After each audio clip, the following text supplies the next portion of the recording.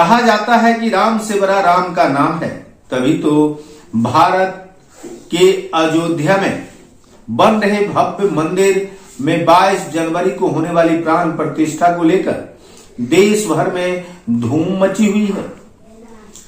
राम के प्राण प्रतिष्ठा कार्यक्रम को लेकर अयोध्या ही नहीं, भारत के कोने कोने को सजाया जा रहा है।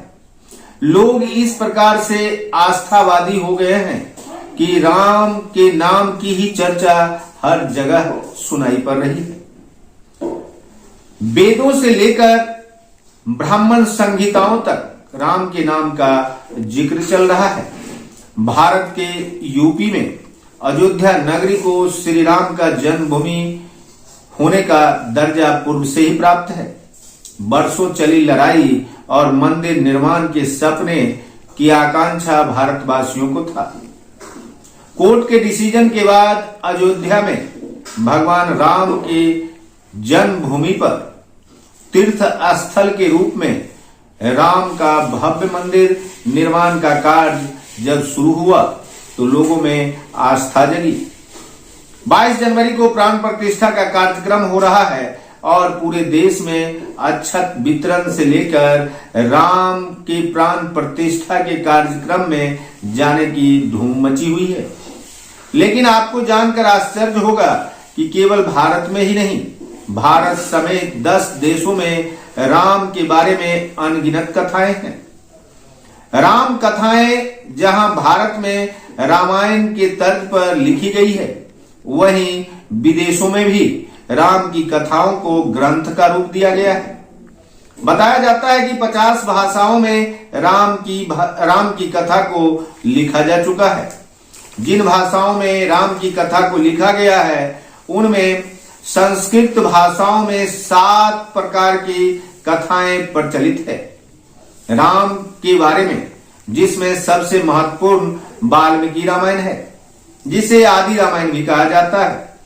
हिंदी में 3 राम कथाओं का जिक्र आया है, जबकि ओड़िया भाषा में, जिसे उड़िया भाषा भी कहते हैं, 13 राम कथाओं का वर्णन है। तेलुगु में 4 रामायण है तो कन्नड़ में 4 रामायण, जबकि असमिया में 1, बांग्ला में 1, मराठी में 1, गुजराती में 1, पंजाबी में 1, कश्मीरी, मलयालम, तमिल और मैथिली में चंदा झा ने रामचरितमानस जैसे रामायण की रचना की। इस प्रकार से आप कह सकते हैं कि विभिन्न भाषाओं में राम कथाओं को संग्रहित किया गया। यहां तक कि अकबर, जहांगीर, शाहजहां जैसे मुगल शासकों ने भी उर्दू एवं फारसी में भी रामचरितमानस अर्थात राम कथा के बारे में पुस्तक लिखवाए। 10 देशों में राम कथा की धूम है। भारत समेत दुनिया के 10 देश राम की कथाओं को मानते हैं, राम पर अटूट विश्वास रखते हैं और राम की कथा किंवदंती की तरह इन लोगों की आस्था में जुड़ा हुआ है। भारत, नेपाल, इंडोनेशिया, तिब्बत, पूर्वी तुर्किस्तान, थाईलैंड, कंबोडिया और जापान जैसे देशों में राम के बारे में कथाएं आप सुन सकते हैं। केवल भारत ही नहीं, इन 10 देशों में राम की कथाएं प्रचलित है। कहा तो यहां तक जाता है कि इंडोनेशिया में 5 तरह की राम कथाएं सुनी जाती है, नेपाल में 4 तरह की, जापान में 1 तरह की। इस प्रकार से आप देखेंगे तो बहुतों प्रकार से राम कथा की चर्चा आप देश एवं विदेश में सुन सकते हैं। वैसे कहा गया है वशिष्ठ रामायण, अगस्त्य रामायण, वाल्मीकि रामायण एवं तुलसीदास की रामचरितमानस को मुख्य ग्रंथों के रूप में माना जाता है। कुछ लोगों का मानना है कि ऋग्वेद में भी राम कथा का जिक्र है।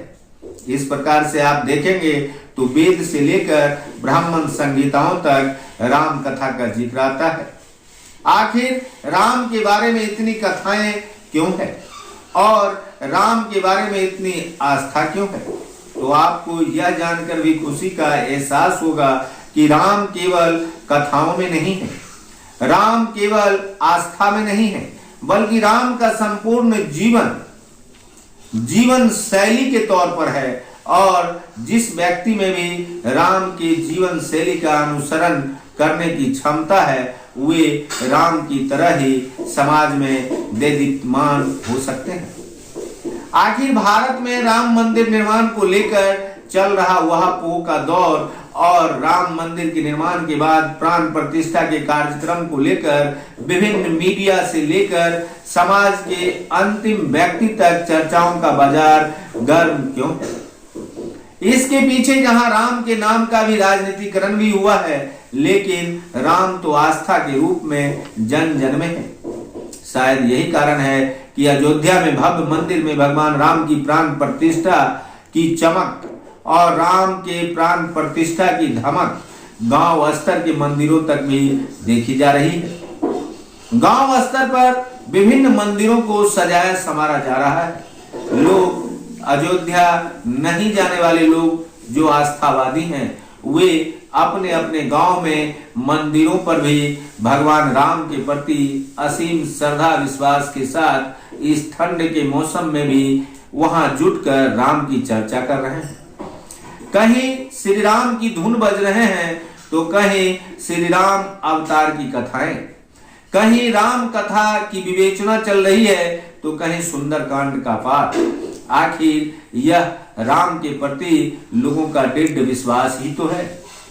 राम के प्रति बढ़ रहा भारत में यह दृढ़ विश्वास आखिर राम राज्य की परिकल्पना तो नहीं।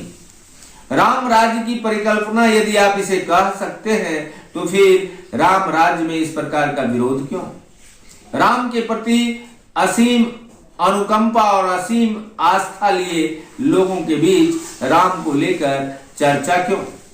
राम के लिए राम का नाम ही सबसे बड़ा है, ऐसा मानने वाले लोग भी विभिन्न प्रकार का चर्चा करते नहीं थक रहे हैं।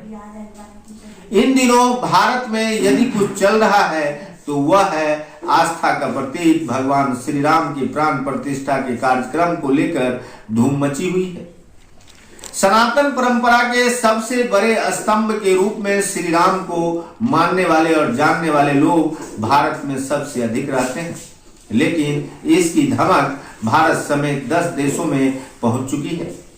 राम का चर्च किया जाना केवल अयोध्या ही नहीं, बिहार ही नहीं, बल्कि संपूर्ण भारत में राम के इस प्राण प्रतिष्ठा के कार्यक्रम को लेकर लोगों की निगाहें जुटी हुई है। कुछ लोगों का मानना है कि केवल हिंदू ही नहीं, मुसलमानों के बीच भी राम के इस कार्यक्रम को लेकर चर्चा है। मुसलमान भी मंदिर के भव्य तरीके से निर्माण एवं प्राण प्रतिष्ठा को लेकर अपनी निगाह अयोध्या मंदिर पर लगाए हुए हैं। इस प्रकार से यदि आप देखेंगे तो भारतवासी का ध्यान इन दिनों अयोध्या में भव्य मंदिर के बीच भगवान राम के प्राण प्रतिष्ठा को लेकर चल रहा है। कुछ लोगों का मानना है कि मीडिया में विरोध के भी खबर हैं और कुछ लोगों का मानना है कि हमारे देश के शंकराचार्यों ने भी इसमें कई नुक्स भी निकालने का प्रयास किया है। लेकिन मेरा मानना है कि हमारे देश में मंदिर तो बहुतों है, लेकिन यह राम मंदिर कहीं राष्ट्र मंदिर के नाम से सुप्रसिद्ध न हो जाए।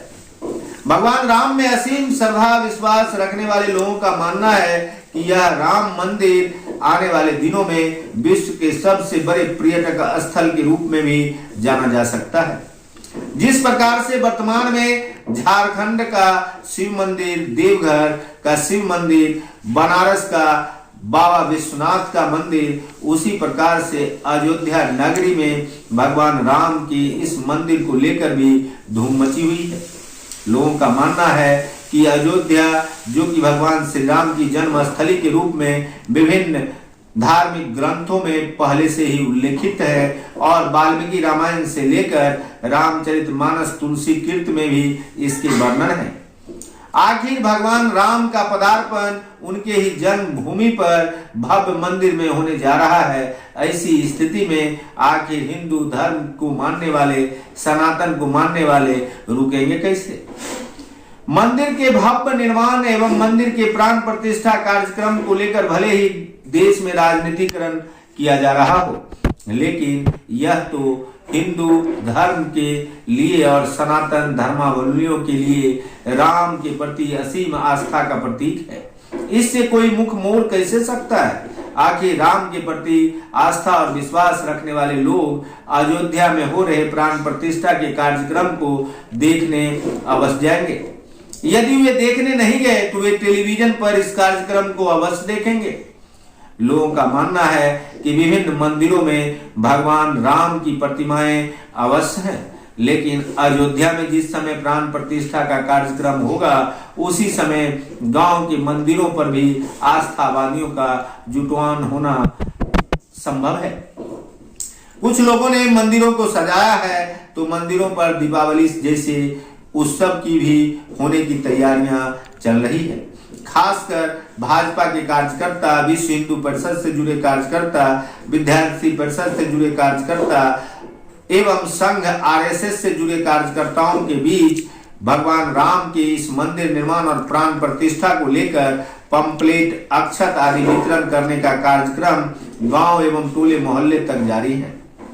लेकिन लोगों का ध्यान भगवान राम के जन्मभूमि पर बने हुए मंदिर में 22 जनवरी को श्री राम के प्राण प्रतिष्ठा कार्यक्रम पर टिका हुआ है। लोगों का मानना है कि वर्षों की आकांक्षा पूरी होने वाली है।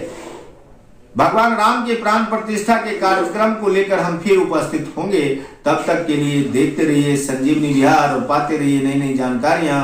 हम हैं संजीव कुमार सिंह और आप देख रहे हैं संजीवनी बिहार।